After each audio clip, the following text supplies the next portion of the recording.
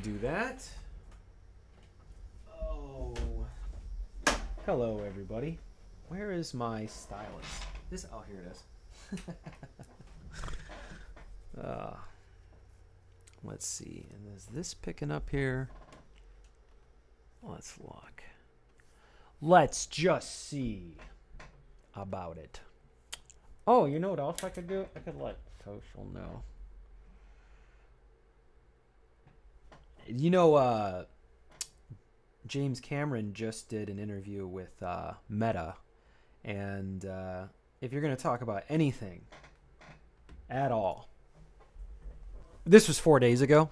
So 4 days ago, you got to be talking about AI. I'm very interested to hear what James Cameron has to say about AI. Very interested.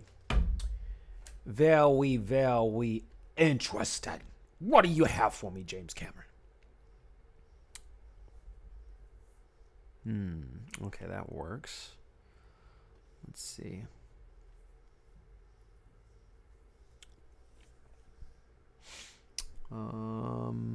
Let's see. I guess we could go a little bit down. Does that work? It's a little bit closer. I'll be working right here. That should work for today.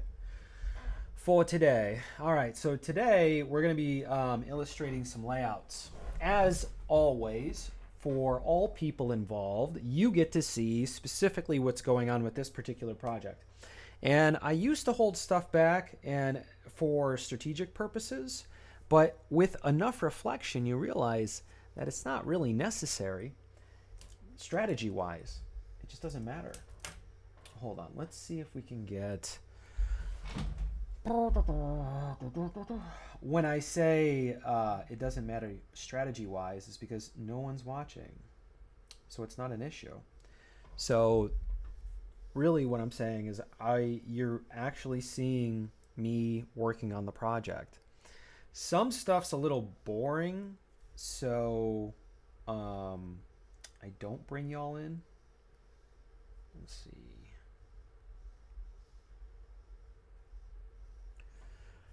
Oh, goodness.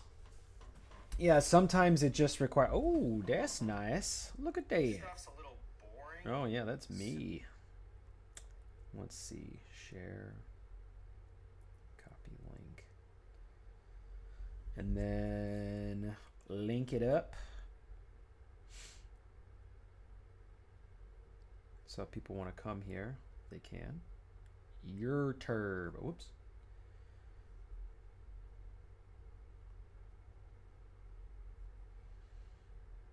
So we do this.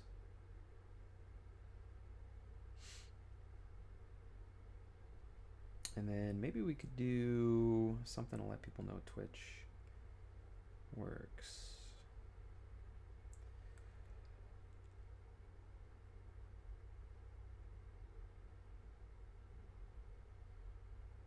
There we go. Cool. That should help. All right.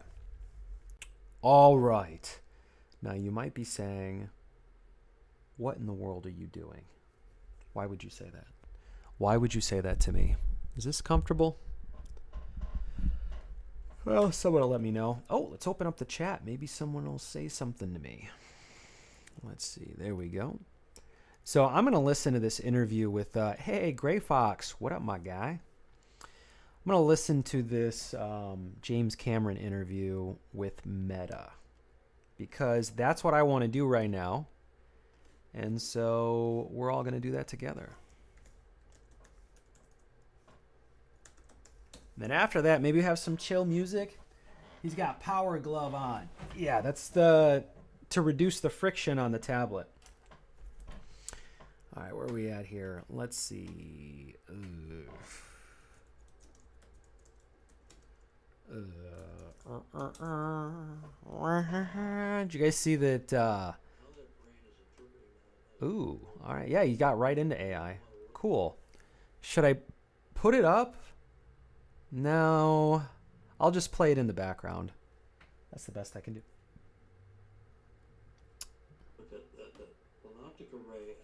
I like James Cameron. I think he's really smart. Bob! Wow. It's a party now. Is my audio peaking? Let's bring this down a little bit. Check, check, check. Actually, you might want to bring that mic down.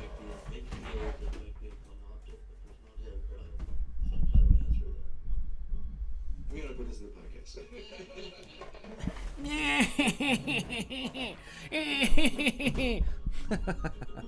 Hello and welcome to Pause. We're so clever and we get along so well. With a guest who honestly needs no introduction, but I'm going to do my best. Anyway.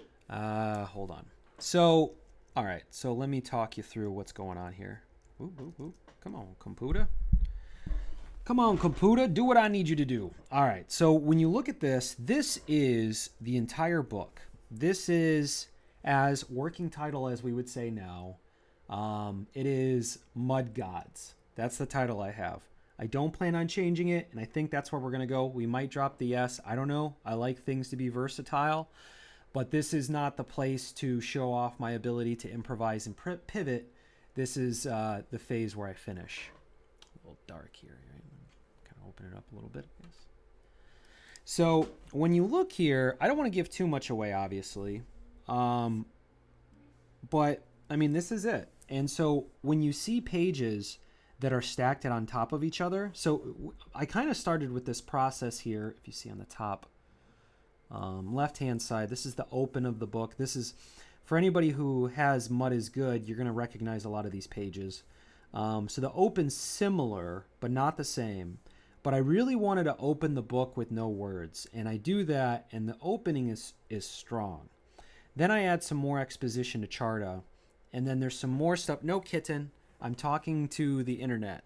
No, I promise. Jeez. Oh, well. Everybody, you guys know Charlie. What was I saying? Okay, so yeah, so this is the open. I guess I'm not going to go through the whole thing, but these different colors here are the different beats in the story. And so I have a pretty long setup. And some of that you're going to see me draw here. I'll actually show you what needs to be drawn, so what's going to be drawn next. But these are different beats. Here's the opening where we introduce Bassa and Charta. No, kitten, go. Go, kitten. I have to get work done so that you can have more toys. Yeah, back to this. So this is a beat. And when I look at this, I guess all I can say is that when you look at the pages that are stacked, those are pages that are going to be combined. So I ended up shuffling the cards again. That's kind of what I've been up to while not streaming. That part of the job is not really, I don't know if it's really stream worthy. And I also don't really want to listen to music while doing it. It's pretty deep mental stuff. So I'm always kind of trying to get into a flow. It's not, I don't know. I just didn't seem streamable to me. I might be wrong. And in hindsight, I could be wrong. But I didn't stream it. If you look here at the very bottom, you see all these pages here, right? All these pieces. That's all the stuff that's been cut out of the book. So that's how much I've taken out. And I'm still going to be adding to it. And when you look at these red spots here, these are what I consider weak points in the story. And these are things that need more panels and exposition. Now, one of the ways that I like to write is I literally will just write through creating panels. So I might improvise by going, I don't know what I'm going to do in this scene, but I might just start drawing panels. Now, from an economic standpoint, in the process of graphic noveling, you generally don't want to go that route. If you have somebody draw a bunch of pages that aren't going to be used, it's, traditionally bad business. But since I'm the one doing it, it doesn't really bother me as much. And I also would like to see it play out. And sometimes I just don't want it. And so this process is a little bit closer to filmmaking, where I'm kind of filming it in my head.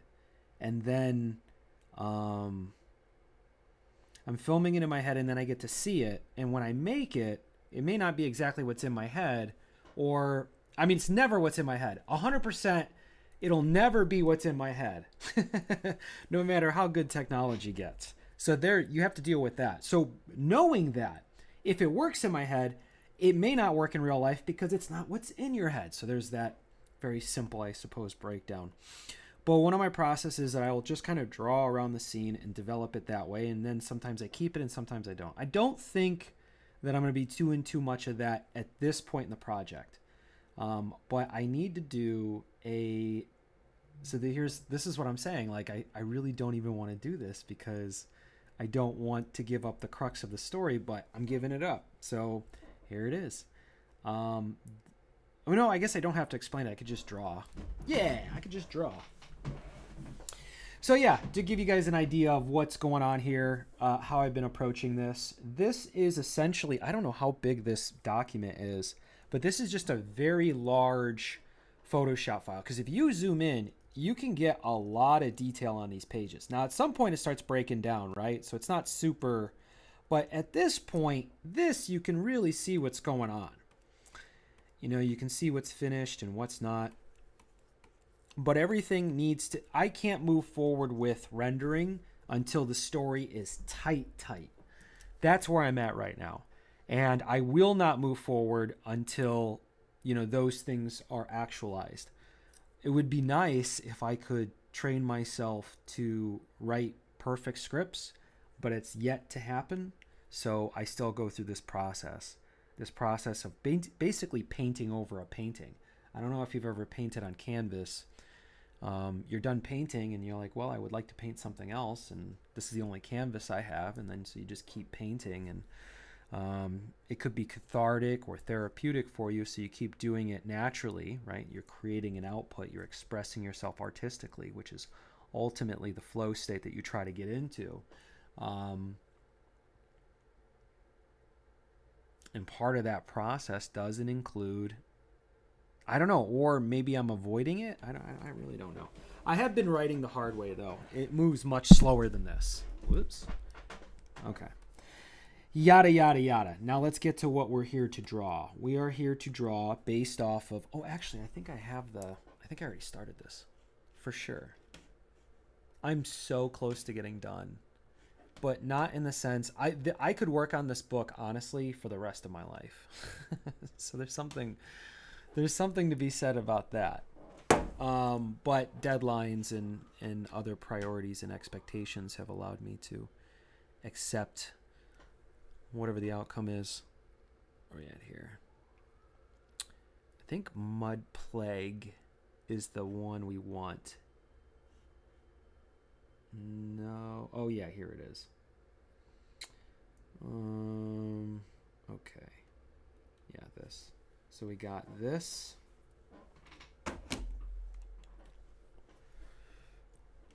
So there's an infection.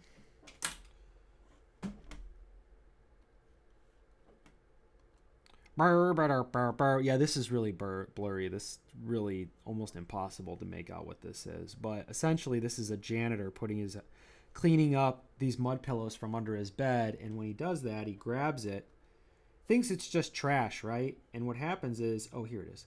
So over here, it's a close-up on his claw and into his bloodstream, into his muscles and into his bloodstream. And it shows that the molecules are just little mud pillows. And they start attacking his blood cells. So that causes him to have a reaction and he gets taken over.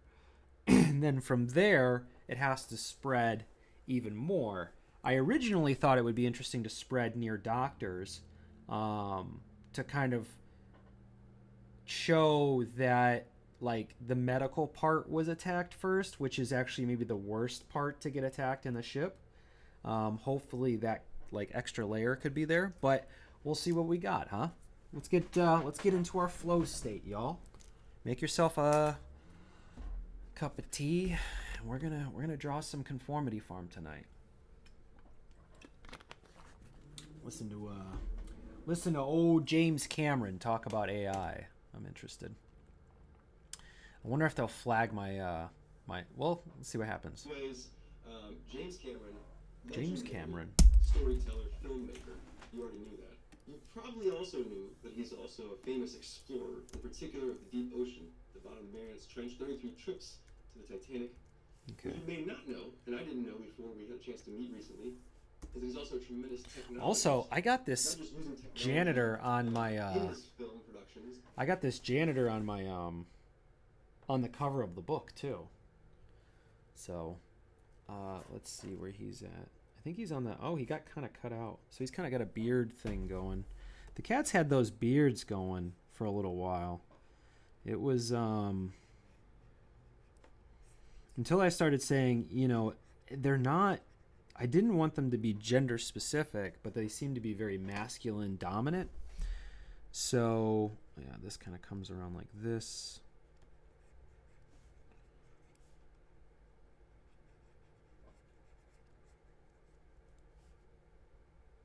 I think his face is just like a. I gotta find that page because I need to make sure that it's consistent. This is the part that makes it hard, or this is the part that I'm not used to, like staying organized so that I can grab information and stay. What's the word I'm looking for? Is that continuity? Continuity.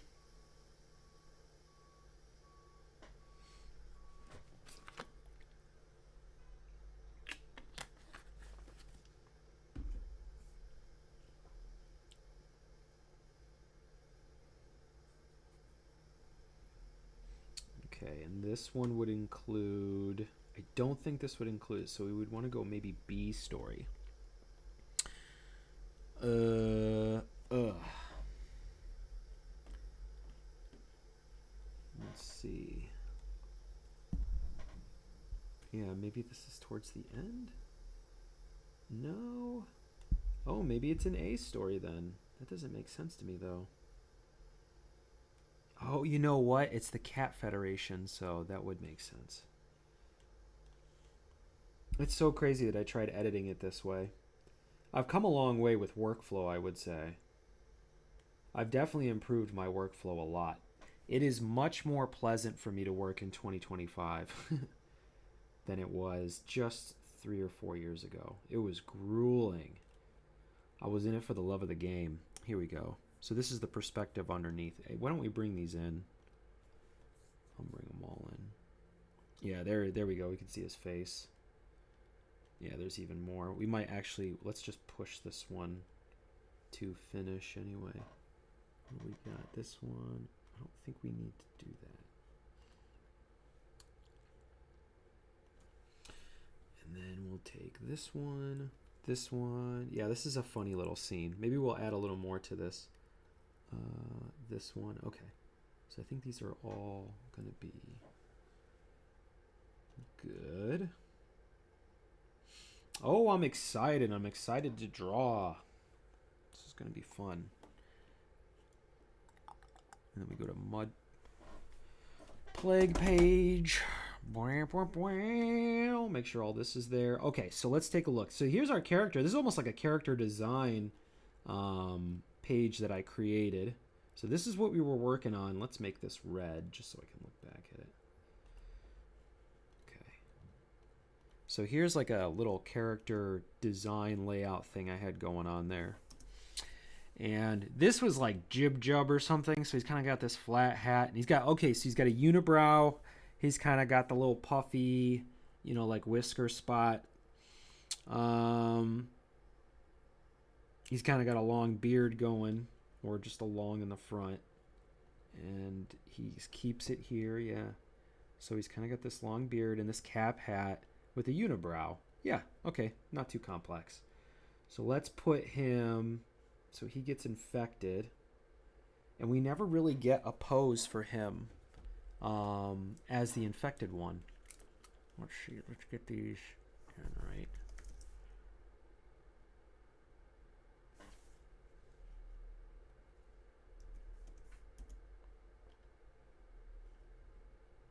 Oh, look at that. Okay. So back to what I was saying. So I never actually picked what does a space cat look like. Well, I guess I kind of did.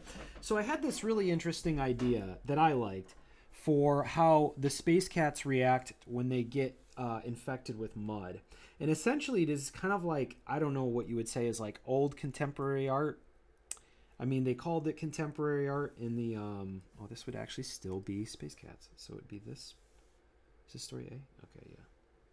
So it's something like this. You see this panel at the bottom here. This is, in my mind, more of a impressionist approach to it. And it's a lot of fun. And I think it's a way to kind of deal with this kind of thing that could be scary And instead of going scary, we kind of take a left turn on it, which is kind of allows it to be a little more digestible. Um, so I'm thinking they just kind of go crazy, and they just wave their arms in the they just wave their arms in the air and yell mud. And yeah, it might be better if they have like some mud conversations and somehow their conversations go from normal and they kind of evolve into mud, or they go straight into hysteria. Yeah, why don't we do that? All right, let's do it. Where are we at here? Generally, I try to keep things. Let's drop this down. And then, where are we going to go here? So flatten this hat a little bit. Yeah. And his ears kind of come off like this. Interesting. Interesting character design. Ooh, he's got little horns there. I'm throwing this away. I don't want it anymore. I don't want this drawing. And I don't want these references anymore either. So he's carrying... How are we going to do this? How are we going to lay this out? So he's carrying this thing, and let's say he's like putting it in the trash. How would he put it in the trash? Probably, I don't know. There's the traditional way, right? You pick up a trash can. It's got a top to it. I mean, that's like a trope trash can. And works, I guess, classically, but may not work. I don't know. Yeah, it'll be fine when it's in his left hand. So let's put it up like this. Yeah, we'll just put it like this. And then we'll have our pillow. Also, they need to be kneading. That's what also needs to happen. So actually, this is going to take a little while, I imagine, to figure out. But this is a pretty substantial decision that I'm making for the story. I would like it to be funny. It doesn't have to be weird. But it can be weird. So maybe something like this. Our guy's looking over here. He's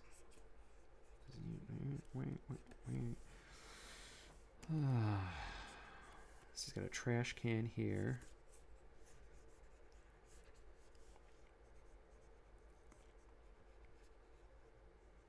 Maybe it's one of those things he uses his foot for.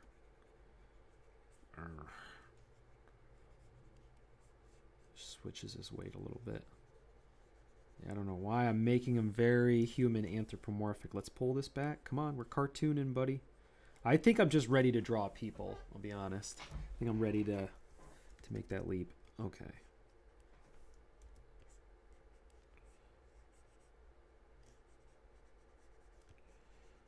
This. Burr, burr, burr, burr. And then we got this close-up of the infection, which is this. So the eye opens up more.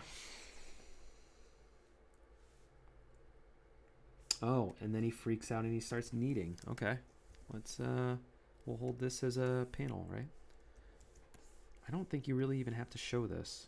So we might be able to cut this. But this, and then he just is like, what if he looks at it? Yeah, he looks at it.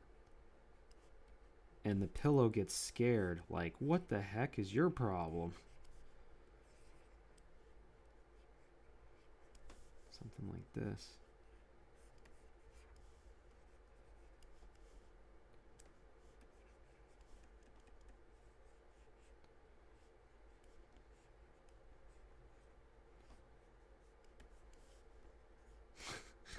I guess I was always wondering how I was going to figure out how to do this.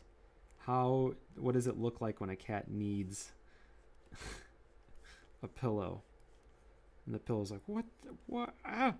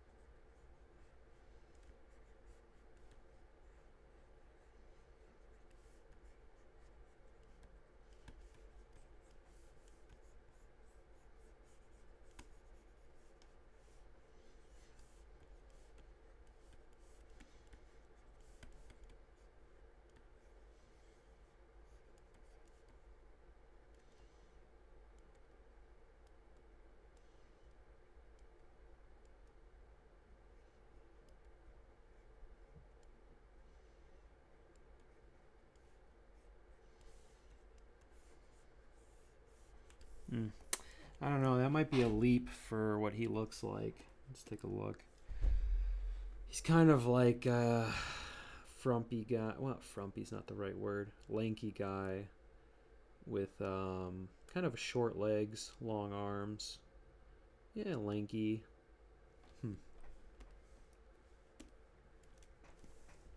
That's all right. We can keep breaking this down. Okay, so here's a shot of him kind of holding the pillow up to his face. So it's him kind of looking at it. And then at some point, he's going to start kneading, but I kind of like the idea that the kneading looks silly. So I don't know. Something like this. I guess I don't need a phrase to help me think. All right, let's move this over. And this is from a different angle. We might be able to do this in one page. That's actually, I don't hate that idea.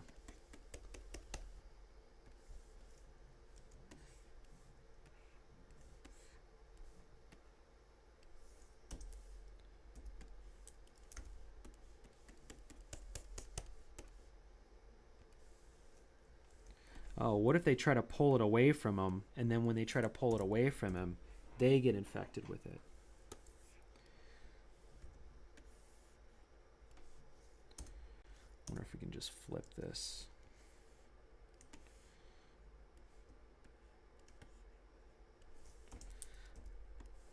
This may not match for this guy. Yeah, he's got beady eyes. So we got to stick with that. Otherwise it's not going to work. I almost want, well, yeah, just go with it.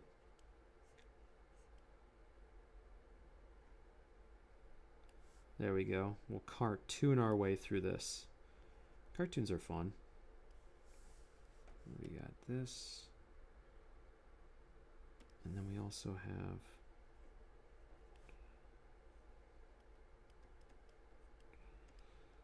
not bad. Also don't want it to get weird.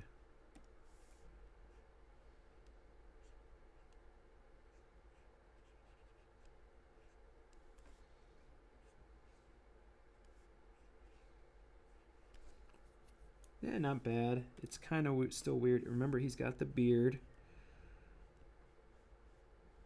We can also weird his beard up.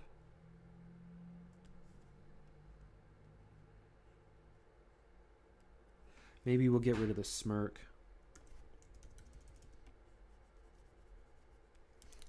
Add a scowl. Mod. Oh my goodness, I never would have guessed. My magnum opus. Nah, this isn't my magnum opus. Wouldn't every project just essentially be the magnum opus, right? Until the next one. You're only as good as your last project, if you will. You're only as good as you're only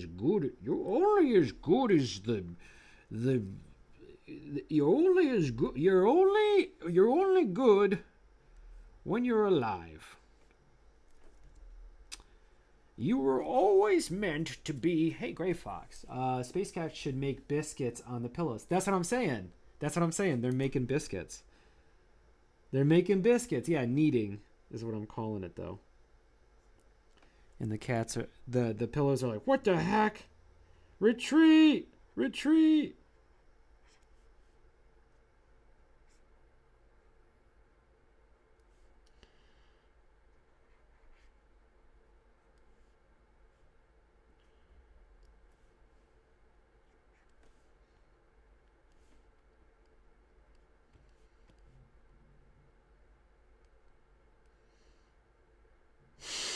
Just have like these I just love the idea, just the dumbest faces, like and then just have these super detailed other parts of the book.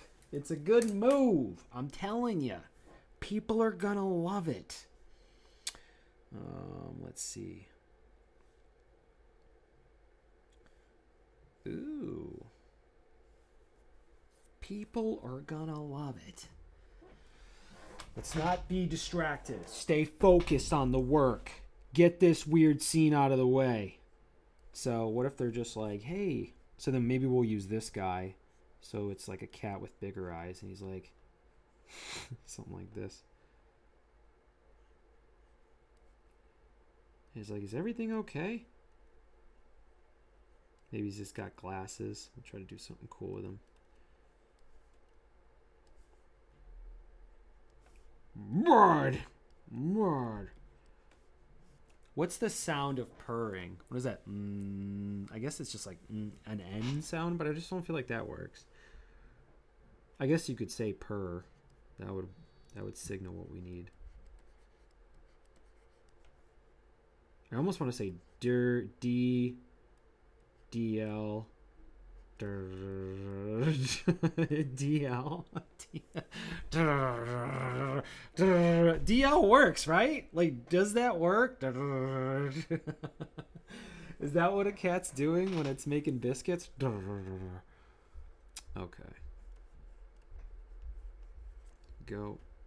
Goes, hey Alan, maybe it's time to take a day off. Mud.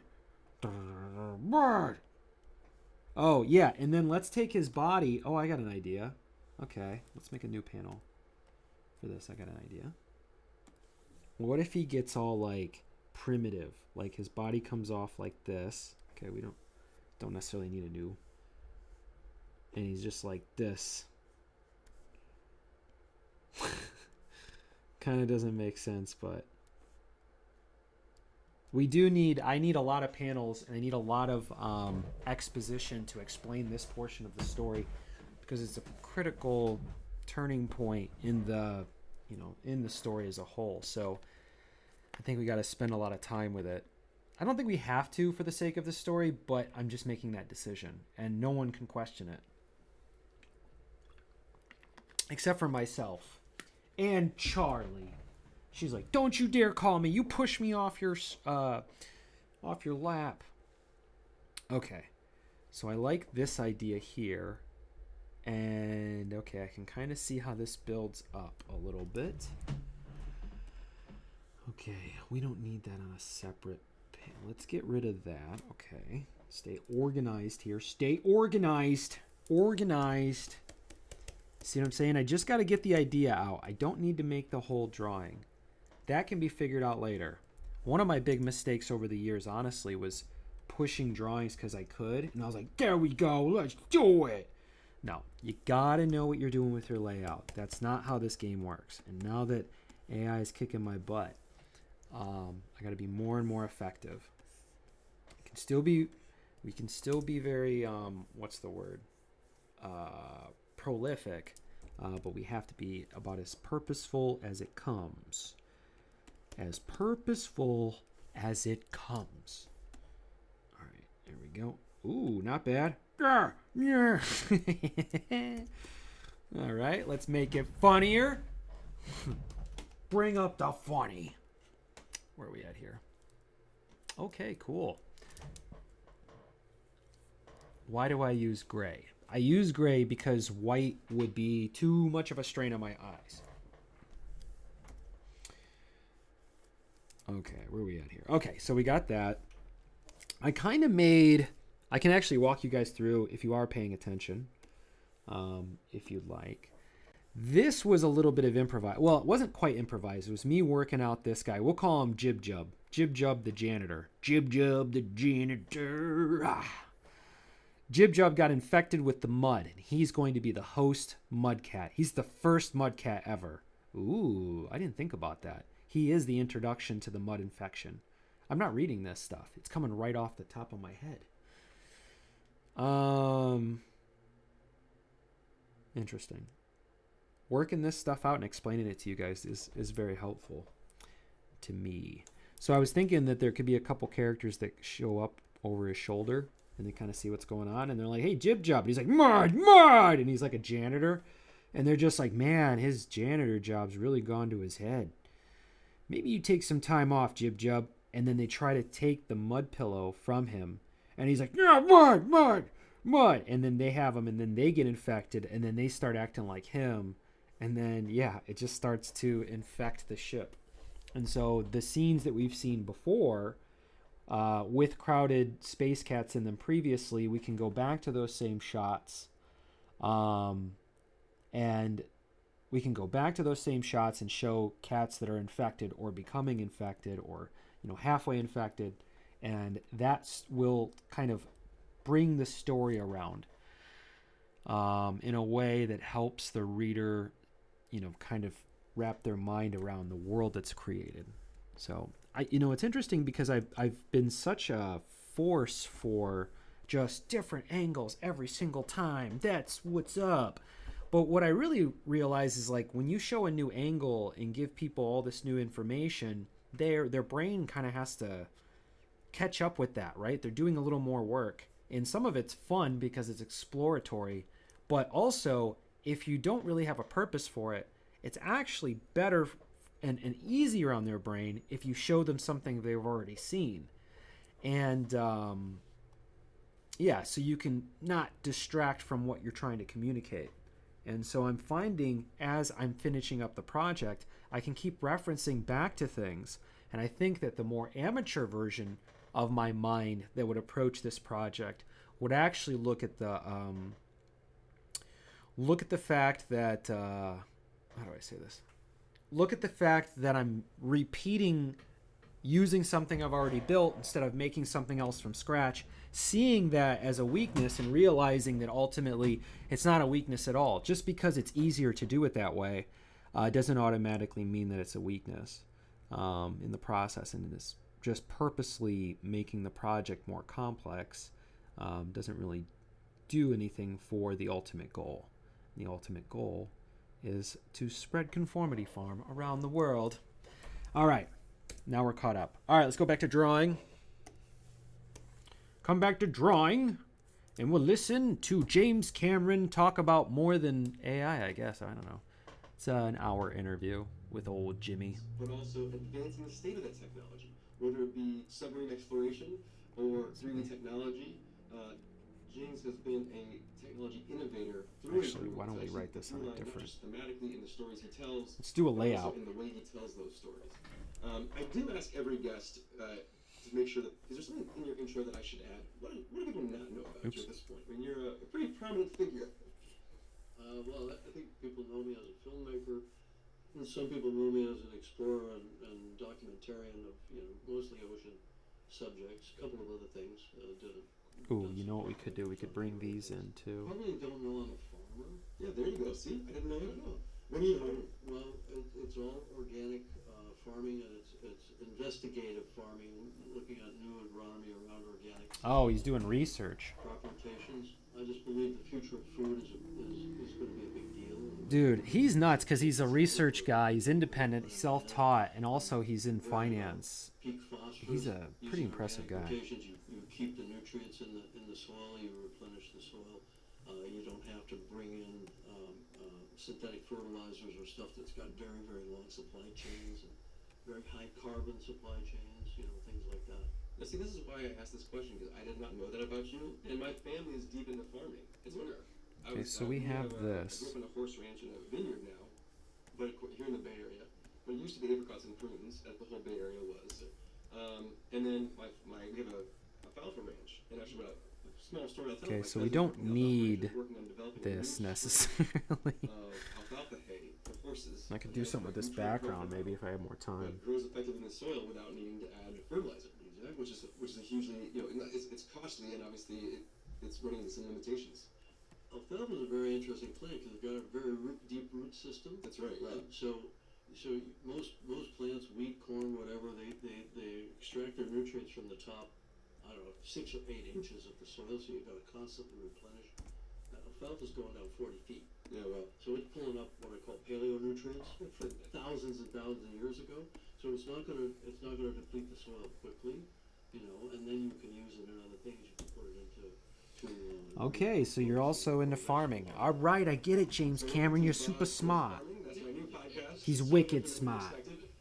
I love that. This is why My boy's wicked smart. And I can't tell you enough how excited I am to have you on the podcast. Obviously relevant to the work that we're doing in technology, but in particular for us, the storytelling piece is really feels like Yeah, actually, the time has why don't we come go for it backwards? in immersive storytelling. Yeah. And in fact, speaking of that, we are doing right here an immersive. The time is version of nah. this podcast. So we're in 3D? We are. We're in 3D. So 3D. that's So for those who left, want to, right, you can watch this left, podcast, right. on So their then when you plush turn the headsets, page, and we'll have that recording up for them.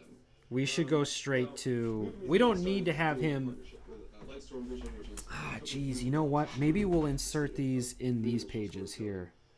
You know, tell me about the history there. Maybe we add these to these other being pages. entertainment your entire career. Yeah. You know, what motivated you to do that? Why are you so excited about that? You know, I just always loved 3D movies, and I just thought that it was right at the point where HD was starting to show the promise of replacing films. This would have been in 99, 2000. Maybe we could I said, you do. know, film cameras have limited 3D. You know, they wind up these really massive camera systems. Right, because the film frame just can only get so close together. Right, and you've got reels, you know, you've got to feed the takeoff. Okay, so then we're gonna turn the page. It just all scales up, right? Whereas a digital camera, ultimately, all you need is a lens and a sensor. Right. And somehow I intuitively saw that. You know, they still were fairly big. In '99, I went to Sony and I said, I want to build a 3D system. I need you to make the camera smaller. You know, it can be longer, it can be taller, but it needs to be narrower, so I get the two lenses side by side. Because I thought side by side was the answer, and this is a side by side system here. But if we came in to try to do a close up on you or on me, we'd have to be able to shrink that interaxial distance. That's right. They can't. Eyes. The sensors can't physically overlap, so you have to have another solution. And the lenses can't go through each other. Right. You know, in CG they can, but not in the real world. Right. So then, you know, I thought you could just put them side by side. Eventually I realized that to do proper cinematic 3D, you needed a beam splitter so that you could actually get those lenses to overlap spatially, and using the beam splitter, seeing through one side and bouncing off the other side. And so I went down the rabbit hole of stereoscopic photography, right? And it was right at that jump to digital, and that's what drove it. So all of a sudden it was a wide open field. Yeah. With digital cameras, you could do things you could never do with film cameras. I had made a 3D film for Universal called T2 3D that was a fixed base, you know, kind of thing. It was purpose shot just for that attraction. But I thought, and the cameras were the size of refrigerators. You know? Right. So I thought we can do better than that. And what I wanted to do was go out and dive Titanic again, because I'd made the movie a few years earlier. I wanted to take 3D cameras out there and shoot an underwater expedition. And I always think it's great to have a deadline and to have a purpose, not just sort of make stuff up, you know, because. And so we wound up cracking the code on how to not only create a digital 3D camera, but how to put one in a housing and take it down to 12,000. Yeah, that's really stacking one challenge on top of another. Yeah. Right. So now you've got to have you've got to have a pressure sensitive vessel that's able to deal with it. Absolutely, that's not going to implode and take you out, you know, and then you need a pan tilt so you can operate it, because I didn't want to just poke it through the viewport. I wanted it out there in the water column, able to look straight down, Sure. look up that hull, look up, you know, 6 stories up the, you know, this cliff of the Titanic side, things like that. So thinking cinematically. So once again, I mean, the motif and the thing that you pointed out is getting the technology prepared in order to do an artistic thing. Yeah. You know, and that was true with CG, that was true with the 3D. You know, people just accept that digital cinema is the thing, right? There was a point in time in 93, 94, 2003, 2004, where digital cinema was not obvious. Yeah. The exhibitors didn't want to spend the money on it. They already had projectors. Yeah, projectors, 35 millimeter was really good, and the value proposition to the audience was, you know, I mean, the exhibitors thinking, okay, I'm going to spend millions of dollars, I'm going to convert to digital projection, and the value proposition to the audience is you get exactly what you got before, Right. except it's digital, you know. And that's not enough for them to justify the capital expenditure to replace all the cinema. There was nothing to sell, right? But I saw an opportunity. I got in early with the Texas Instruments guys. There was a guy named Doug Darrow who had developed this chip, this amazing, mirror chip, Mm-hmm. and which is the heart of all digital cinema to this day, or at least most of it. It's getting replaced by LED systems and so on. I said, Doug, make sure it's 3D compliant. That's right. Make sure that your entire chain, your driver, your server, everything is 3D compliant. Because the thing would switch at a really high rate. I can't remember, like 120 hertz, something like that. And I said, we can do multi-flash Right. at that rate, and we can decode using a multi-flash system, right? He said, okay, I'll build it in. And that's what was the catalyst Right. that got digital cinemas out there, was 3D, because they could charge more for the ticket. Right. So theaters can say, hey, here's a new value prop for you, the customer. Yeah. It's 3D, Yeah. and you got to pay a couple extra bucks. Right, and the studios were happy because they had to do a digital cinema print, which they could ship like the day before Right. the film opened, as opposed to 3 weeks of living hell where the labs are working around the clock and Man, I'm not much for poses on here, am I? My characters are very stiff. Most people don't even remember that world, the photochemistry world. So now it's just kind of instantaneous delivery.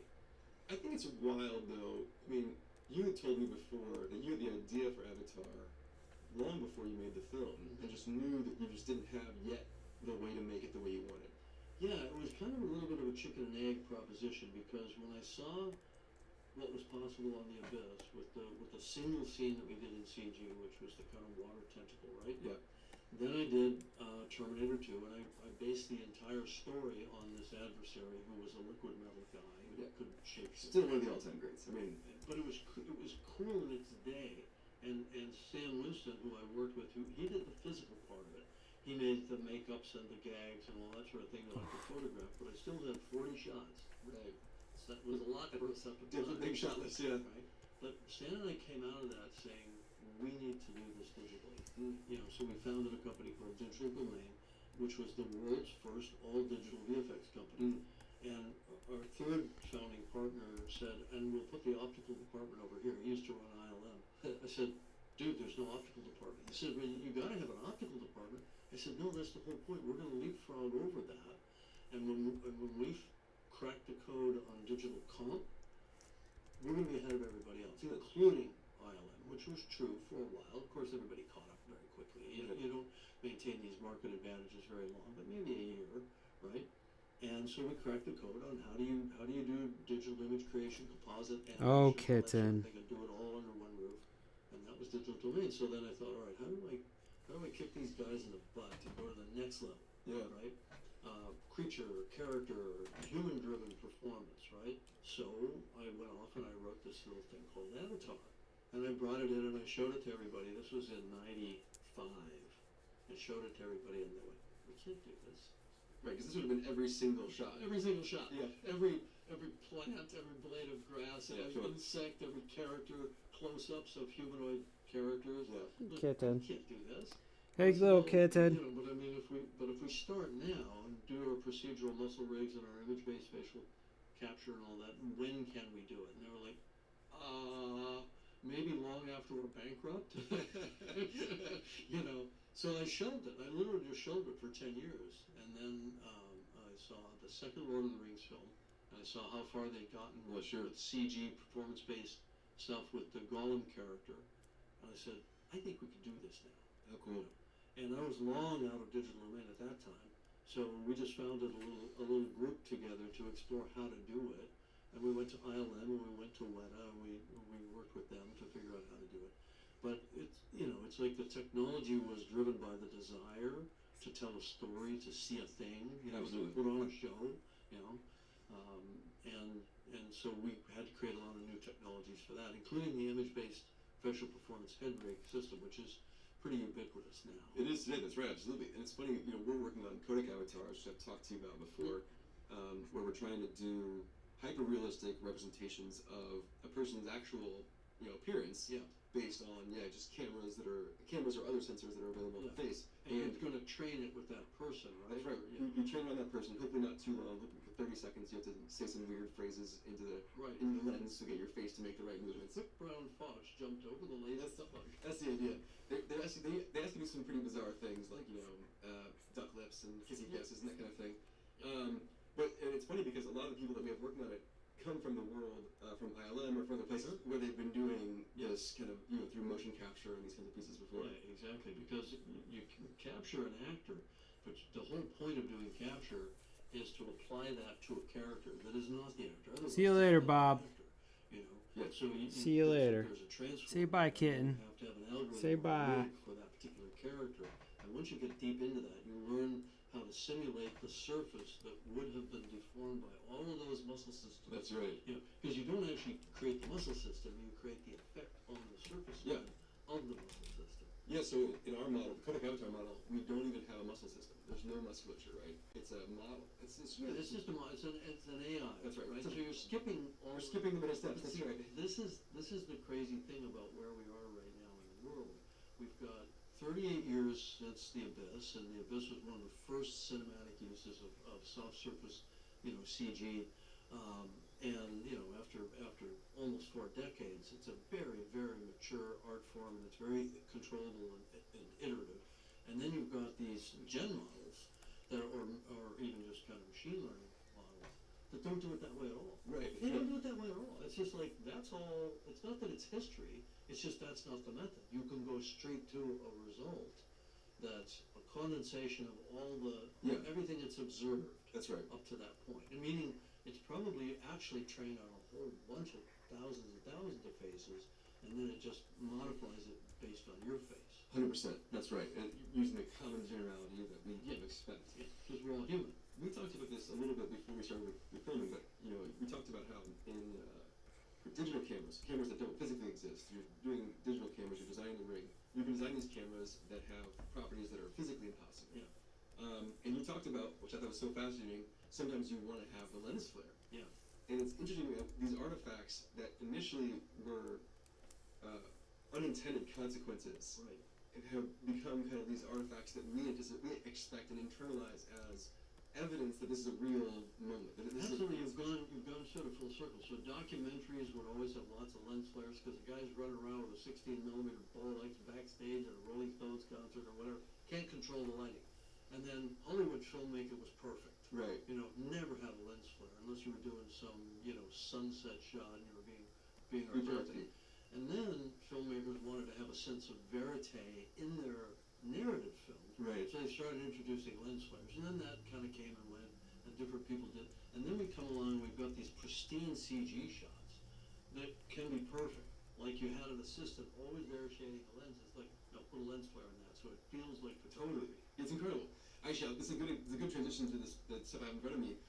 I started photography years ago. I'm a huge avid photographer, and maybe 10 years ago I switched from getting the new modern lenses. Right. They're incredibly crisp, clean across the entire field of view. Yeah. The geometry is perfect. There's no chromatic aberration. No barrel distortion. No barrel distortion. No damage. pin cushion. None of it. Right.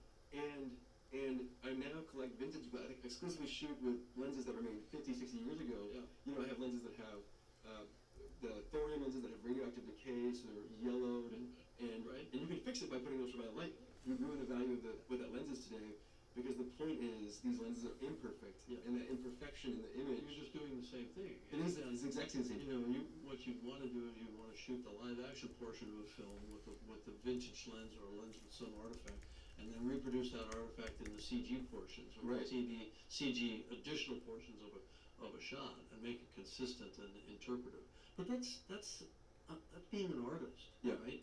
That's the thing, computationally, whether it's CG, CG animation, or whether it's a gen model, it can be perfect. But whose version of perfect? That's right. You're the artist. You're going to make your version of what you want it to be, stylistically. Which is why there always has to be an artist in the loop, because there's no sort of arbitrary, kind of Bureau of Standards version of a story, of any story, right? It's always interpretive. So this is to bring this full circle. This is really such an empowering construct for me because, to think about you as a storyteller, you have a vision in your head of what the story can be, Avatar, Mm-hmm. and then you start working on the technology problems required to achieve that vision. It really is not that different from how I feel our work at Meta is, especially in Rad Labs. When you think about No, what we're trying to kitten. accomplish, Can't attack my arm because you don't like it headsets, moving. for example. All right, gotta get glasses out of here, programs. kitty. We have a vision in our heads. Get out of how it here. should be. Like we have a very clear vision of how it should be. And what's interesting is the first version's never that. Like the first version is this thing like shoot, and You run up against the pesky the physics. physics. Yeah, very unyielding, the physics, I would say. I think I've said that on the podcast before, actually. We kind of joked as the the first law of thermodynamics really is a real pain. Like it's like, the heat dissipation that we need on the face is just like super. And you're still dealing with heat dissipation. The more you try to miniaturize it and reduce the form factor and compress more into it, the more your heat dissipation problems That's go right. up. But you've got to hit those goals, those milestones, because people don't want a lot of mass on their face. Totally, that's right. Yeah, and the space is so constrained where the mass, the easiest way to distribute heat is to put a bunch of metal on there, which doesn't help you a huge amount Right. with the massing. So there's a bunch of challenges that we face, but it does feel like we've had a 10-year vision of what we're trying to accomplish, and we're going through these iterations. To some degree, out in public, it's not a finished product in the way that maybe a story is. It's not a narrative, obviously. That's very different. But it does still feel like we have in our heads a collective set of as a group, that's a concept of what we're trying to build towards. I've been thinking a lot lately about the inception of any project that I ultimately commit to, whether it's an engineering project or an expedition which pulls along engineering projects with it in order to accomplish those goals, or a movie. It's when I find myself thinking about something that I can't solve for too long, Yeah. and then the solution occurs to me, then I have to do it. Right. Yeah. Absolutely. Because I need to know if I was right. Yes. I can't just imagine stuff and assume it would have worked if I had actually done it. I've got to, then I'm hooked. And I have to go do it. and you have to like infect other people, with the same curiosity and problem. You get to pose a question to them and then burrow into their brains for a bit. That's Or right. then they're going to come back to you. Yeah, and so I think of it now because you don't do anything by yourself. I do complex engineering problems like building a vehicle. So a vehicle is layer upon layer upon layer of electronics and control systems and electromechanical systems, thrusters, whatever, and pressure boundaries and optics and cameras. And it's like basically saying, I'm going to build a jet fighter. Right. You know what I mean? Yeah. Right? So you're not going to do it yourself. You need a team. And I find that I somehow managed to pre-select, I guess, with my pitch, Yeah. people who like hard problems. Right. A little bit like when Shackleton was populating his expedition team to circumnavigate Antarctica, which failed miserably, but it was actually kind of quite heroic the way he kept everybody alive. His newspaper ad said something like, Antarctic expedition, some danger, survival not guaranteed. Yeah. Incredible. It's like that's how he recruited the guys he wanted. That's selection bias. Anybody that was cool with that? Yeah. You know what I mean? And the endurance. Experience required, survival not guaranteed. That's actually pretty good. We should put that on a poster. Exactly. Reality Labs. Just put it on your recruiting form. That's you know right. what I mean? No, there's the selection bias required to take on risk, to take on this kind of work. Exactly. It's not trivial. I'll tell a little story actually. When Mark, this is how Mark gets me every time. Twice in my career, he's had me make a big switch in what he had been working on. Yeah. First time he had me take on the ads. This is the second time he had me take on Reality Labs. Yeah. And both times he came to me and I said no. He gave me the idea. I said no, and he would just say, "Here's the problem. I want you just to think about it." And like 2 days later, both times, like, all right. I just like once he would plant the seed of what the problem was and what the space was, and then once I started thinking about it and I could see paths to it, then I had to see if I could do it. Then I had to build it and test it. And if he had told you the answer and it sounded plausible, it wouldn't have been as interesting. That's right. No, it was he was just posing the problem to me, Yeah. and telling a sense of what was in the other end. It's like if you do it, imagine this. But how do we get from here to there was an exercise for the reader. Right. And I fell for it hook, like and sinker both times. He's got a great track record. For us, this is actually super relevant to the work that we're collaborating on. Quest 3, you talked a little about how Golem was this character that you saw that let you know, okay, the technology's gotten to a point where we probably could push this and go all the way. Push it the next step. One of the things that's interesting about our partnership is you have such a high standard for the storytelling that you're doing and how people experience the stories that you tell. Right. And so for a long time, it wasn't obvious to you that these HMDs that we were building were going to be a thing that could do it. It seems to me like Quest 3 has convinced you that this is going to be a credible way to experience these rich narrative stories. Right. The first time I put one on, I saw the quality of the image and the brightness and the dynamic range, and of course I knew like all of these, you know, MR devices have one thing in common, which is that they're creating a discrete left eye, right eye image. Yeah. So a lot of the problems that associated with stereo display in theaters, that's automatically goes away. That's right. They just You're really solved you're it. not giving one image to everybody and having it decode locally at the face with some form of glasses, like Right. Proic or polarized or shutter or whatever. And you're getting full brightness to each eye. Right, full brightness, so you're not knocking out half of the photons Totally. with some kind of filtering device, right? So brightness is a big deal in theaters. And the heartbreaking thing for me is, you know, we of course have a perfectly calibrated theater that we work in for our final authoring steps of grading and brightness, color, dynamic range, all that sort of thing. And it looked great. Yeah, It it was was amazing. incredible. And we're just so self-congratulatory. Then we go out into the real world and see how 99% of people are seeing it, or 99% of theaters, I should say. Less than a quarter of the light. It's less than a quarter of the light, you know, quantifying that. So there's a SMPTE standard, Society of Motion Picture Television Engineers. They have a standard for screen brightness. It's 16 foot Lambert's minimum, right? And 3D hits a quarter of that, or less than a quarter of that, 3.5 foot Lambert's is pretty standard out there. So when you lose that amount of brightness, you lose a lot of the perception of dynamic range. Doesn't matter how good your blacks are, if your highlights are you know, only 50 nits above that, or some Right. stupid thing, right? So it just looks dim and dull, and yeah, we're giving you spatial cinema, but we're taking it away with the other hand, right? So now when I see the HMDs, you know, the new gen, The new generation ones, yeah. Apple Vision Pro. including aren't really competitive, not really a competitor, because you've smoked past them with a, you know. Oh, you say that. I didn't say that. I'm saying it. I'm saying that out loud. It's like, okay, a door opened. Yeah. For me, it was like the heavens parted, light shone down. There was an angel choir Yeah. singing. It's like, this is how people can see the movie the way I created it to be seen. Because the scale of the display is subjective. Right. If you fill your field of view within the headset and you're converging it out there at a distant plane, you feel like you're in a theater. Totally. And, Yeah, and that's right. you're getting. I was just looking at some Avatar 3 material that we're going to share with some of the execs later this morning, and thinking, wow, this looks great. Yeah. This looks at least as good as a Dolby Vision laser cinema, which is the Ne Plus Ultra in an actual group theater. Yeah, and to the podcast listeners, if you want to experience the films the way they're mastered, Dolby Vision laser, look for that. Yeah. And that's your best chance if you're going out to the cinema to do that. And you know, IMAX digital 3D is pretty good, but not in all theaters. Right. But Dolby Vision has an absolute sort of rigid standard that they hit, so they're good. They're like you would have QC on every device that goes out. That's right. That's how they think, and you've gotten to know them to see that they're serious.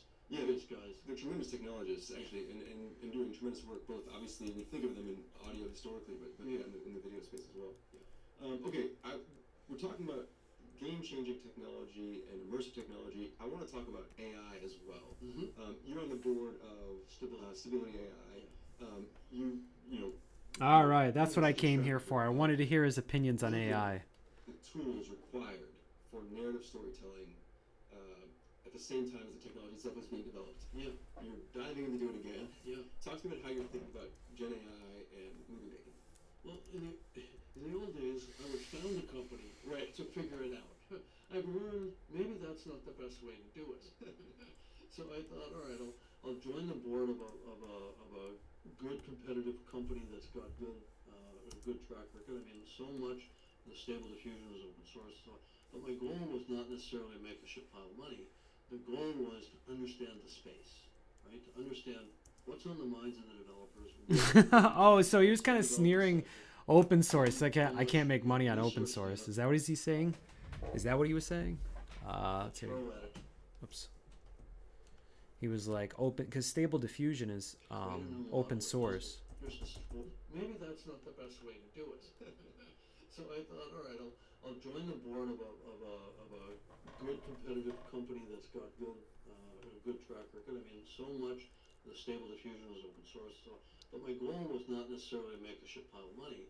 The goal was to understand the space, right? To understand what's on the minds of the developers. What are they targeting? What's their development cycle? How much resources do you have to throw at it to create a new model that does a purpose-built thing? And and my goal was to try to integrate it into a VFX workflow. Yep. Right? And it's not just hypothetical, it's we have to. If we want to continue to see the kinds of movies that I've always loved and that I like to make and that I would go to see, call it Dune 2, something like that, or one of my films, or big FX heavy, CG heavy films, we got to figure out how to cut the cost of that in half. Totally. Now that's not about laying off Wow. half the staff. I mean, fair enough, right? That's about doubling their speed to completion on a given shot. Right, cutting time in half. Exactly. So your cadence is faster and your throughput cycle is faster, and artists get to move on and do other cool things and then other cool things, right? That's my sort of vision for that. And the only thing that's come along, I mean, I've been in the CG game for 38 years, right? I've been there at every step along the way. And, we're in a very, very slow, almost plateaued evolutionary state right now. It's not revolutionary. And then this revolutionary technology comes on, and it's coming at it from a completely different way of generating an image, completely different. And they're really pretty incompatible as it sits right now. The trick is how do you increase that intersection set of those two Venn diagrams? Yeah, that's right. Right? And that's what I'm looking at really hard right now. Yeah, the previous technologies, film was the point of it, and they went on to have much richer features outside of Exactly, it spread beyond that. game engines and Photoshop and a bunch of these things came out of. Yeah. The film was the initial target. Yeah, that's right. Whereas that's not the case with Gen AI. Gen AI film is a target, but it's one of many. I don't think it's even a big target. I mean, you look at OpenAI, their goal is not to make Gen AI movies. I mean, we're a little wart on their butt, I mean, in terms of the scale, you're talking about they want to make consumer fun products for 8 billion people, and I'm sure Meta's very much the same. Anybody that's striving to get market share in that space, and movies are just a little tiny application, tiny use case, and it's too tiny right now. Yeah. That's the problem. So it's going to be smaller, sort of boutique type Gen AI developer groups that I can get the attention of and say, hey, I got a problem here. It's called rotoscope, or it's called Right, yeah. it's called this, or it's called that. How do I outpay, upscale, whatever needs to be done in a workflow that already exists that's CG based? Yeah. And there are answers. Yeah, I've heard from more than one filmmaker. Like, no one thinks that somebody wants to spend a day rotoscoping. Like, that is not the way that someone's intending. Like, that person could be put to greater purpose. They want to. They didn't join to do that. They joined to do cool shots. Yeah, that's right. Yeah. Not to do the mind-numbing, underwater needlepoint of roto. Totally. Yeah. No. And there are a lot of tasks like that, like motion edit. If you're doing performance capture, you capture somebody whose character, it doesn't match their exact anatomy, and then the hand of the character has to be methodically, human in the loop, placed onto the tabletop. The actor's hand was on, but the character's floating 6 inches above it, and you've got to go in and true up everything. And it's all common sense, right? All you have to do is maybe something like feed in a couple of million images of the real world, and have a dumb algorithm figure out that the hand should really be on the table. That's right. Yeah, you and I joked earlier that really your workflow is very LLM-like. Like, you're getting a product and giving text prompts to your team. I'm the living text prompt. You're my artists. Every artists are a third-person machine that then affects the reality of the thing. Right. And can you give them the same kind of tools one level down? Oh no, the stream's almost over, and I still want to keep streaming. That I've been thinking about lately, because a lot of the hesitation in Hollywood and entertainment in general are issues of the source material for the training data and who deserves what and copyright protection and all that sort of thing. And I think people are looking at it all wrong, personally. I think Okay. I'm an artist. Anybody that's an artist, anybody that's a human being, is a model. You're a model already. Yeah. You got a 3.5 pound meat computer. You're not carrying all the training data with you.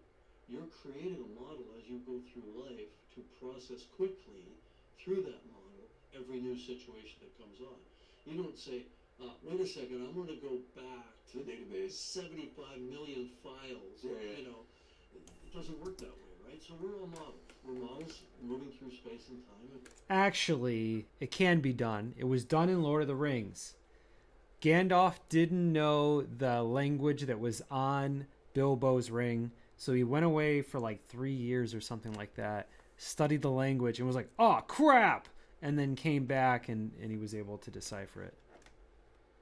And reacting based on our training data. But to be fair, that's not very practical. So my point is, as a screenwriter, as a filmmaker, if I exactly copy Star Wars, I'll get sued. That's right. Actually, I won't even get that far. Everybody's gonna say, "Hey, it's too much like Star Wars. We're gonna get sued," Right. and I won't even get the money. And as a screenwriter, you have a kind of built-in ethical filter that says, "I know my sources. I know what I liked. I know what I'm emulating. I also know that I have to move it far enough away that it's my own independent creation." Right. So I think the whole thing needs to be managed from a legal perspective as what's the output, Yeah, that's not right. what's the input. The input, you can't control my input. Yep. You can't tell me what to view and what to see and where to go. My input is whatever I choose it to be and whatever Wow. is accumulated throughout my life. This is why I listen My to this. output, That's like right. a script I write should be judged on whether it's too close, too plagiaristic, whatever. And it seems to me everybody's focusing on, because now everybody's seeing the monetization possibilities of libraries and Yeah. all that sort of thing. No, I agree with you completely. I think there's a degree to which Interesting. it slams the door shut. Oh, whoops. Oh no, I muted it. The types of budgets. And I won't even get the money. And as a screenwriter, you have a kind of built-in ethical filter that says, "I know my sources. I know what I liked. I know what I'm emulating. I also know that I have to move it far enough away that it's my own independent." He's saying that we basically I think are the whole thing needs to be our managed own from a AI legal models. perspective as what's the output, Yeah, that's not right. what's the input. The input, you can't control my input. Yep. You can't tell me what to view and what to see and where to go. My input is whatever I choose it to be and whatever it has accumulated throughout my life. My output, That's like right. a script I write, should be judged on whether it's too close, too plagiaristic, whatever. And it seems to me everybody's focusing on, because now everybody's seeing the monetization possibilities of libraries and Yeah. all that sort of thing. No, I agree with you completely. I think there's a degree to which it slams the door shut on new and innovative things that can come from people who were never going to get the types of budgets that a mature filmmaker gets today. Exactly. But they have. And it's getting worse. It's getting worse. It's not getting better. Yeah. But they have a great idea. Yeah. And of course they were inspired by you, by people who came before them. Yeah. And they want to pay homage to that. But it's a new idea. But they can't do it without these tools. They don't have the ability. I think we should discourage that text prompt that says, "in the style of James Cameron," or "in the style of Zack Snyder," or "in the style of," make up your own style. That makes me a little bit queasy, but on the other hand, it's kind of cool to have it in the style of as part of a text prompt. Part of your own. I aspire to someday have and in the style of. I've aspired to be in the style of Ridley Scott, in the style of Stanley Kubrick. It's like that's my text prompt that runs in my head Right. as a filmmaker. In the style of George Miller. Ah, fair enough. Slow, hauling ass, coming up into a tight close-up. Yeah, great.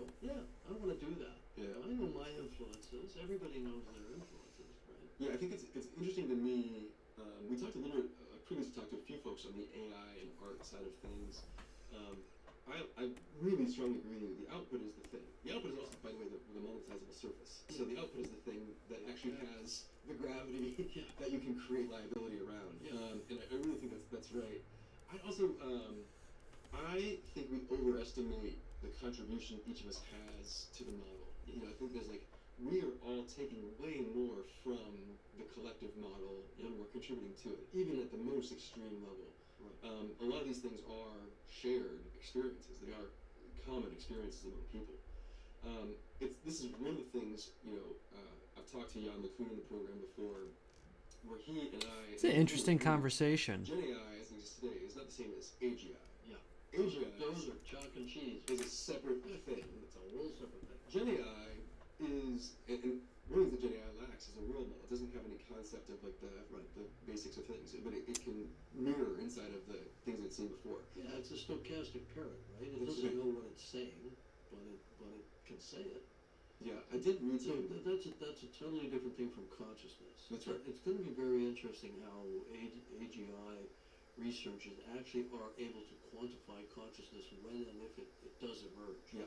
You know, the Turing test, we're way past that. Yeah, it turned out not to be, We moved past that, whatever. it turned out not to be the test we thought it was. It's not the It was test. human too easy to fool. Yeah. Which we should have known because you spent an entire career fooling humans into believing you're someplace else for being So there's got to be some other tests, like, Okay. would you loan it money? There's got to be some other test, like, Yeah. is it can it be a pal? Can it be somebody that you actually can talk to and respect? I mean, I think simulations of friendship have been demonstrated. Sure. Right? So how do you know? But you get married and you don't know really everything about the other person. I mean, it takes years to That's right. learn. We all wear masks, so I'm just wondering how they're actually going to be able to quantify when. And by the way, who's to say it hasn't already emerged? There's a Yeah, he always keeps that open. He's like, who's to say that we're not living in the Matrix? And he talks about consciousness being the product of self-referential systems. What is this? This is Mud Plague. So what do we got? 1, 2, 3 pages. So we would need one more page at least. I would say probably 3 more pages. Something between 0 and 1. And a worm is far less. Yeah. But like maybe an adult dog is like actually a little bit more. And then at some point it becomes like, at some point we reach like a human level 1 of consciousness, which is the highest level we know of. Yeah. There's no reason to believe there isn't levels above that. Oh, I'm sure there are. Right? There isn't. I think any Zen Buddhist would tell you there are levels above that. That there's the mired in the daily existence level of consciousness, and then there's the spiritual level of consciousness above that, and probably levels above that. Yeah. Oh, I got an idea. What if the mud pillows try to save him? I mean, we have And as they try to back him up, there's just more mud pillows to need. Only certain animals can pass. The chimpanzees, Chimps, dolphins. There's a parrot species the African gray. in New Zealand. That passes the mirror test. For those who don't know, the mirror test, we put a mark on the animal and show them a mirror, and if they realize the mark is on them, we assign them a certain level of intelligence. Right. Most animals think that it's a different animal they're looking at, so they don't realize the mark is on them. So But the dog doesn't pass. No. Interestingly enough, when we think of dogs as being, reasonably smart, socially complex, cats don't pass. Yeah. But a dolphin does. We don't know much. I think they found out that a beluga does. Mm-hmm. So we can assume some of the other whales do. I don't know if they know about orca, but it's pretty. So they're probably too scared to test. Right. Elephants. Yeah. Right. And so what's our mirror test for AGI? Yeah. Yeah. I'm sure philosophers and computer scientists are talking about this all the time. Yeah, they are, and I think I don't think we've got a good answer yet. Is the truth of it? And the other thing that was interesting about that book, by the way, thinking about your point about the human brain being a model, and of course, neural networks were inspired by the human brain. But also, one thing that I thought was interesting about that is he talked about how we each also have models of our spouses and friends in our heads. So he's talking about mirror neurons, or was it theory of mind? Theory of mind. Yeah, it's theory of mind. And so before I, Say teach something my mind else. something, I have a concept in my head of like how that's going to play out. Yeah. I'm not always right, and I'm constantly getting that. The reinforcement learning is working on that, I would say. It's constantly How long have you been married? but my wife and I got married in 2012, so that means today's 14, 13, 12. How many? 13 years. Thank you. I'm not good at math. The reason I led with the anniversary date. Actually, Yeah, I guess how do you share all these mud pillows? Like how does a maniac give it up? See, the theory of mind of my wife was active there. Yeah. And I was like, okay, she might be mad. She believes this that I don't know the anniversary. right. So it's important that So what's I the embarrass date? myself mathematically as The actual date. September the 8th, 2020. Thank you for checking it. This is good. She'll appreciate this. It's a good test. We're all good. So these are, so for us at least, So that's the Turing marriage test. that's the marriage test. I passed that one. Or through. Actually, it's all barely. She doesn't listen to my podcast, so we're fine. So for us at least, like these concepts of models is Oh, he saw the mud pillows in the other room. Applying them in the world, but really do have analogs. We have these analogs that that are in our brains that we've been using for a long time. I think that is an interesting way to frame the discussion as it relates to art and artistry. If these models are allowed to accept inspiration Yeah. in the way that we're allowed to accept inspiration, but they're still being operated by people for the time being. As a consequence, that becomes the vehicle that you can use to say, here's how we know when a story is too close. We know it, that the old Supreme Court test says, when we see it, when it's done. Yeah. At the end of it. Exactly, and I can imagine that you can, because these models have access to so much media that's just out there, and there's no reason why they shouldn't have access to it. You could actually build a filter into the model that says, I can't do a lightsaber battle on Tatooine. Right. Yeah, I know. You know, I can't do that. Yeah. You know, you're literally, the guardrail could be built in. Why don't you do something slightly different? Yeah. Well, this is so timely, actually, you say this, because right now, one of the funny things that happens when you, for example, use ChatGPT's news release to generate an image, I had a picture of my wife at Disneyland, and she had a little baby Groot on her shoulder, and so cute, and which she had purchased there. And then I took a picture of it, and I uploaded it to OpenAI, and I was like, hey, can you do this as a painting? And it was doing it, and I could see it rendering it, and then when it got to Groot, it just shut off, because it knows I'm not supposed to put out images. Oh, interesting. So they're already doing that. Of protected IP. Yeah. But it was fascinating. I could basically see the thought process of the thing. Yeah. And it was a Because separate it process. wasn't painting the way a human would. No. It was basically just doing a scan. That's right, because they're doing a raster. they're doing a true, to credit, they're doing a true tokenized image generator. And so as it's tokenizing and going through, and then it recognized, it was like, wait a second, I shouldn't be doing this. So it was very much that thing. I gotta ask about this because it's so timely. In the last week, there's this big trend of people putting photos up and then rendering them in the style of Studio Ghibli. And you just said earlier, hey, maybe in the style of should be discouraged. And on one hand, these styles have substance and meaning that supersedes even the author. Like they've taken on a meaning to the audience. I think I would take it to the next level. Is how was Studio Ghibli harmed by fan art? Yeah, We had fan art forever. I mean, people would put fan art on a van back in the 70s. You know what I mean? Right. I mean, you can't stop fan art. You don't want to stop fan art. It's an expression. It's them echoing back something that they've responded to, and that it makes them feel participatory in that universe and so on. These things should be encouraged. It's if somebody goes out and tries to make money off it in a way that harms Studio Ghibli, and that was provable. That's right. Then that's I think where you have to draw the line. Yeah, so it's not just it's output and also the intent of the output. Exactly. If it's like, hey, I'm a huge fan and I want to see, I want to express my fandom through that relationship. That seems pretty harmless, maybe even good, possibly, in terms of building the visibility. Exactly. But if I'm putting out a commercial effort, that's probably too far. Exactly. Yeah, that tracks. All right, I want to talk about how. How is that any different than selling a T-shirt? The T-shirt is an image of Luke Skywalker. You can't do that. LucasArts can do that. You can't do that. That's piracy. It's going to get shut down. Right. On the other hand, if you just wanted to wear one, that expressed your fandom, for Star Wars, you're not harming anything. Yeah, totally. That's right. Absolutely. Yeah. So I think there's an analogy there we can use. I want to talk about ocean conservation as well. Yeah.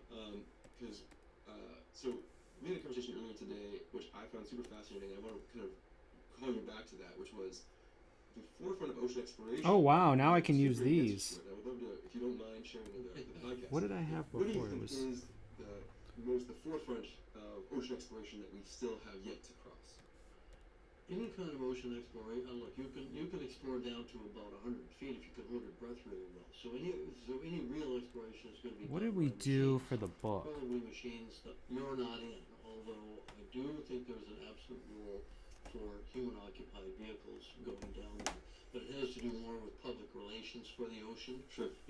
You can definitely ROVs and AUVs, autonomous underwater vehicles, are real force expanders for science, for institutional science. Cool. If you go yourself, you will get a lot more interest, and you can spread the word around conservation, and you share the scientific excitement of discovery with other people more effectively. So I think you need to leave room for both.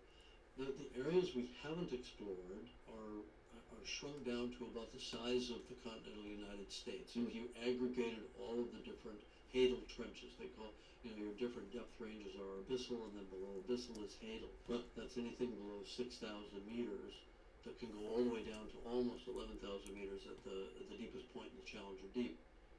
Been there, got the T-shirt. Yeah, good flex.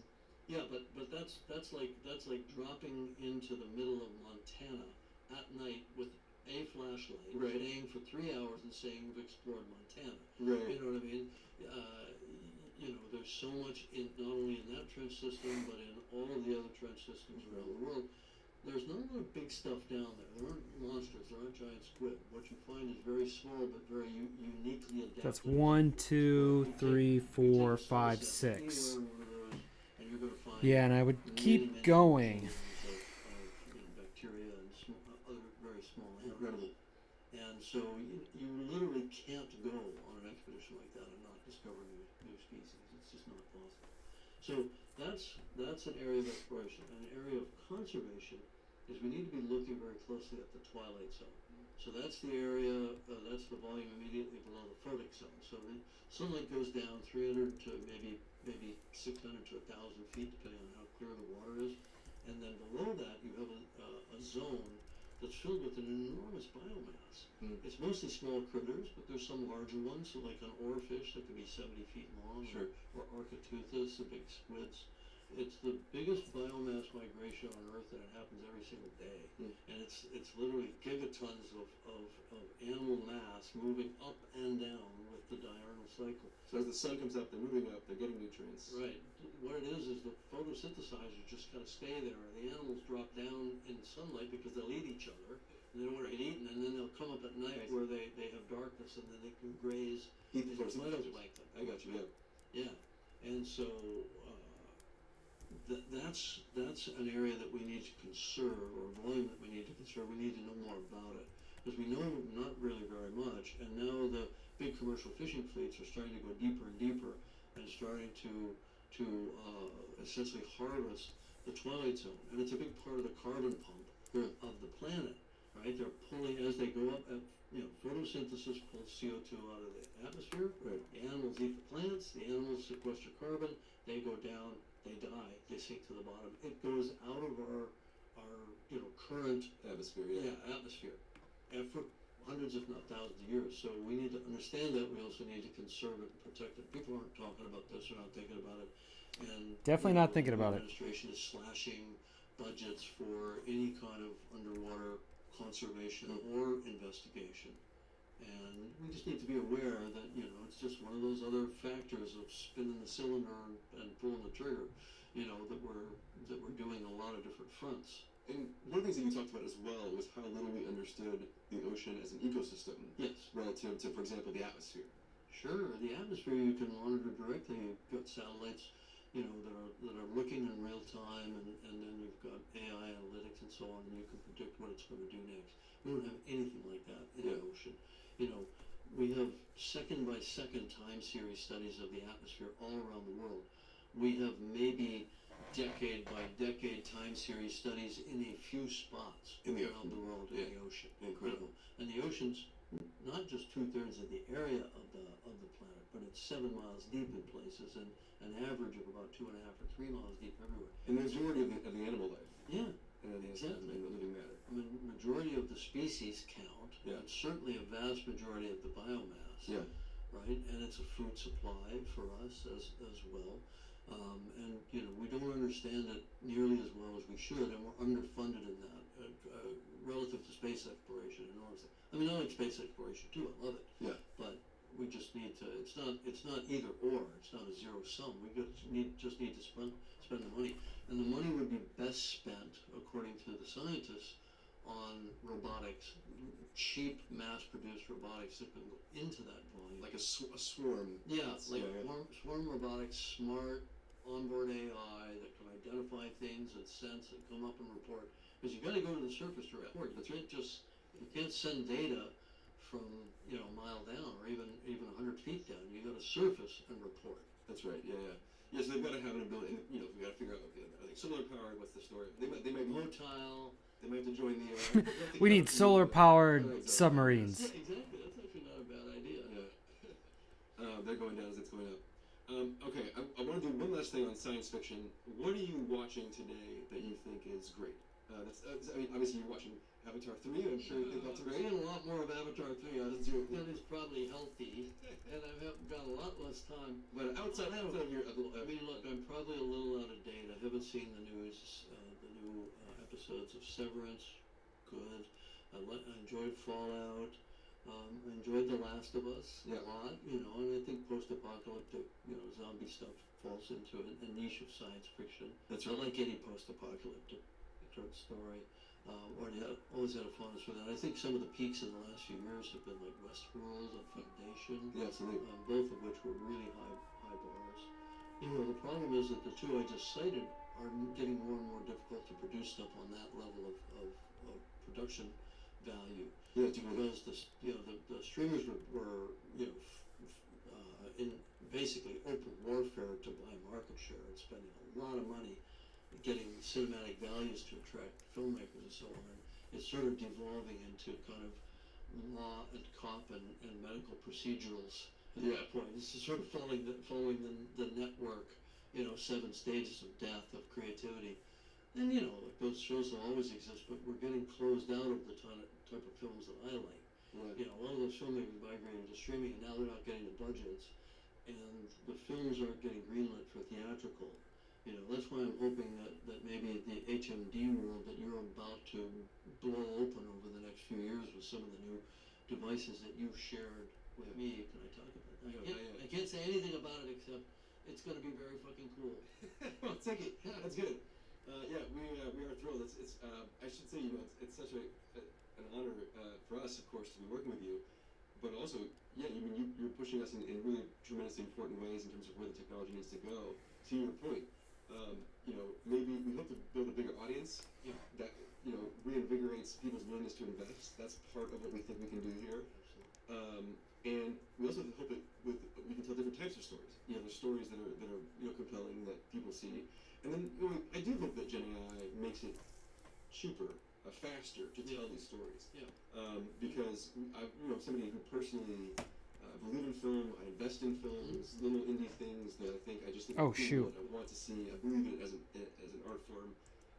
Chris Cox is the same. His wife is a filmmaker. It's so many of us, like so many generations of technologists before us, were inspired by science fiction, both literature and film, and want to see it continue to push the envelope for the next generation of technologists yet to come for our kids. And it's been sad to see a little bit the degree to which it's gone into these kind of ruts and it's gotten to these different places. I had one other thing which I wanted to talk to you about.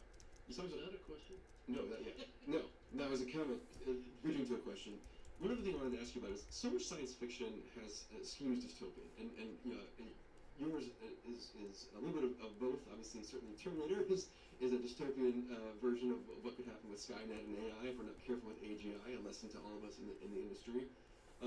Avatar is not entirely. Avatar is interesting to create this world where there is no electromagnet. The electromagnetic forces prevent there from being a technological, future, and then it's a different kind of a warfare. What do you think drives so much science fiction to be pessimistic? Let's say, is it just more interesting? Because it's not all Star Trek is optimistic. There's a little bit of optimistic science fiction. Andy Weir's like The Martian, and these pieces are a little bit more optimistic about humanity's ability to overcome. I accept that argument. The Martian is a bit of an outlier, though, because I think science fiction is enjoyed for its kind of exploration or to some extent prediction, imaginative prediction of how humans and technology and science and our understanding of the universe are going to coexist going forward in ways that don't currently exist. Right? How are we going to deal with our machines, potentially conscious machines? How are we going to deal with new things we find out about the universe? That's right. And how are we going to confront our place in a universe that's almost infinitely vast by our standards? These are all the fascinating questions. They all tend to be a little bit dark themed. Yeah. Think about it. But it's saying, why does somebody have to die in every murder mystery? Yeah. It's kind of like, Otherwise, it wouldn't be a good story. Yeah. The story where we integrate technology seamlessly and all get along is not a great story to tell. There's no drama. There's got to be some conflict. There's got to be some drama. Your level of violence is your level of taste. Either as a filmmaker or as a consumer. But violence and action are the same thing, or the two sides of the same coin. So we all like action, but some people don't like violence. But action and violence are the same freaking thing. Yeah, totally. It's the threat, it's the jeopardy, it's what you do about it. If there's no stakes, then what's the There's gotta be point? stakes. That's There's gotta right. be stakes. There's gotta be character stakes. Now, character stakes can be survival. They can be relational. Science fiction seems to be a genre that encapsulates a lot of things. You look at Black Mirror, for example, which is anthology series. It jumps around all over the place. It's always science fiction, but it's not always violent. It's not always action. Sometimes it's quite intellectual. It's a really good broad spectrum science fiction show. Yeah, totally. I think. Yeah, absolutely. All right. Well, we've done all the questions I had written down. Usually I ask people on the podcast, is there a place that someone should go follow you? I feel a little silly asking if there's a place that should go to follow the developments of. Is it just go see Avatar 3? Yeah, go see Avatar 3. Go find yourself a Dolby digital laser cinema and see Avatar 3. And by the way, follow Meta for the next couple of years. Thank you. Yep, we're gonna work together on lots of things. Almost everything that I'm doing, it's gonna be touch points with what Meta's doing, and because I'm like a 3D guy, and you're the best channel. Well, we can't wait to work together on it. We're so thrilled. Thank you for listening to those on the audio, the podcast. This is Bias to the Future, and you can listen to this wherever. Hour and a you half find stream. podcasts. You can also find. Not too bad. Most of it had a podcast in the background. And yeah, I'll see you guys soon. I got to keep working on this. So this wasn't too bad work wise. I mean, look at that. That's 1, 2. Let's see if I can center this right. This is, if you look, I'll kind of show you what I'm thinking here.